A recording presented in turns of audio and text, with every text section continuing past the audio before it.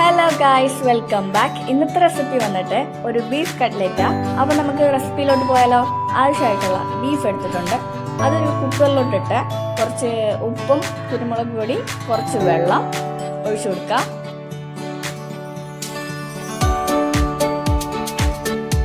ഇതിലേക്ക് കുറച്ച് മഞ്ഞൾപ്പൊടി ഇട്ടുകൊണ്ട് നന്നായി വേവിച്ചെടുത്തിട്ടുണ്ട്.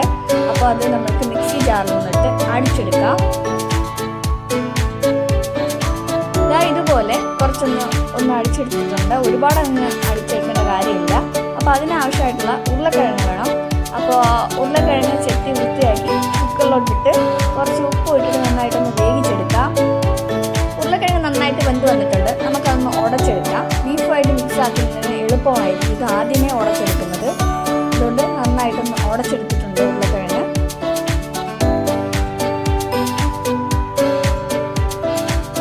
ആവശ്യമായിട്ടുള്ള മസാല തയ്യാറാക്കാനായിട്ട് സവാള, ഇഞ്ചി, വെളുത്തുള്ളി, പച്ചമുളകാണ് ഞാൻ എടുത്തിട്ടുള്ളത്.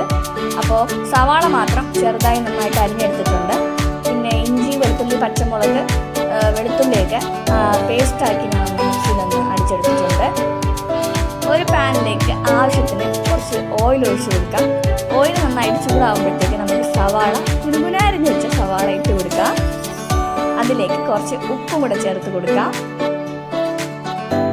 അതിലേക്ക് നമ്മൾ ചതച്ച് വെച്ച ഇഞ്ചി, വെളുത്തുള്ളി, പച്ചമുളകിൻ്റെ പേസ്റ്റ് ആക്കിയിട്ട് ജസ്റ്റ് ഒന്ന് ചതച്ചിട്ടേ ഉള്ളൂ. അതെടുത്ത് കൊടുത്ത് നന്നായി ഒന്ന് മിക്സ് ആക്കി എടുക്കുന്നുണ്ട്.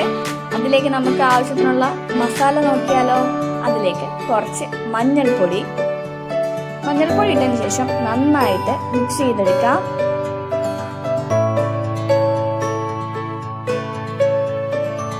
കുറച്ച് ഗരം മസാല, കുറച്ച് മാത്രമേ ഞാൻ ചേർക്കുന്നുള്ളൂ. കുറച്ച് ഗരം മസാല ഇട്ട് കൊടുക്കുന്നുണ്ട്.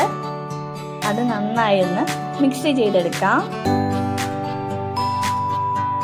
നമ്മുടെ മസാല നന്നായിട്ട് ഇതുപോലെ വാടി വന്നിട്ടുണ്ട്. ഗ്യാസ് ഓഫ് ചെയ്തതിന് ശേഷം നമ്മുടെ ഉരുളക്കിഴങ്ങും നമ്മൾ അടിച്ചു വെച്ച ബീഫും കൂടെ നമ്മൾ അതിനകത്ത് ചേർത്ത് കൊടുക്കാം. നന്നായിട്ട് മിക്സ് ചെയ്യുക.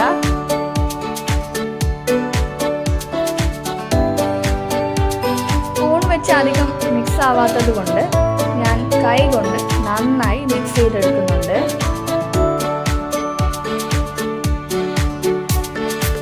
അപ്പോൾ നന്നായി മിക്സ് ആക്കി വെച്ചിട്ടുണ്ട്. നമുക്കിതൊന്ന് ഉരുട്ടി അല്ലെങ്കിൽ പരത്തി എടുക്കാം.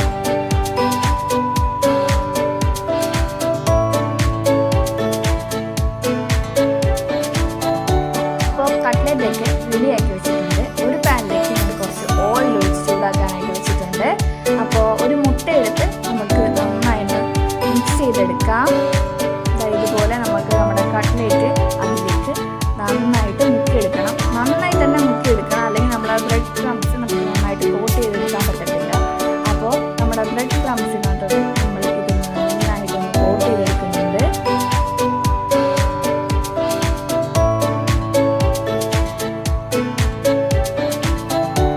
അപ്പോൾ നമ്മുടെ മുട്ടയിലും ബ്രെഡ് ക്രംസിലൊക്കെ കോട്ട് ചെയ്ത് നന്നായിട്ട് റെഡിയാക്കി വെച്ചിട്ടുണ്ട്. അപ്പം എണ്ണ നന്നായിട്ട് ചൂടായിട്ടുണ്ട്. ഞാൻ ഒരുപാട് ഓയിലല്ല ഇത് ഫ്രൈ ചെയ്തെടുക്കുന്നത്. കാരണം ഇത് ഫ്രൈ ചെയ്താൽ പിന്നെ ഈ ഓയിൽ ഉപയോഗിക്കാൻ പറ്റത്തില്ല. അതുകൊണ്ട് മാത്രം കുറച്ച് ഓയിലിൽ ഞാൻ ഫ്രൈ ചെയ്തെടുക്കുന്നുണ്ട്. നന്നായി തന്നെ ഫ്രൈ ചെയ്തെടുക്കാനും പറ്റും. കുറച്ച് ഓയിലിൽ നോൺ സ്റ്റിക്ക് പാൻ ആണെങ്കിൽ എളുപ്പത്തിന് പറ്റും.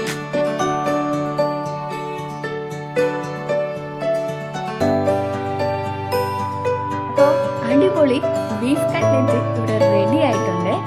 അപ്പോൾ ഈ ഒരു റെസിപ്പി, ഈ ഒരു മെത്തേഡ് ഒക്കെ ഇഷ്ടപ്പെട്ടെങ്കിൽ നിങ്ങൾ എന്തായാലും ഒരു ലൈക്ക് തരണേ.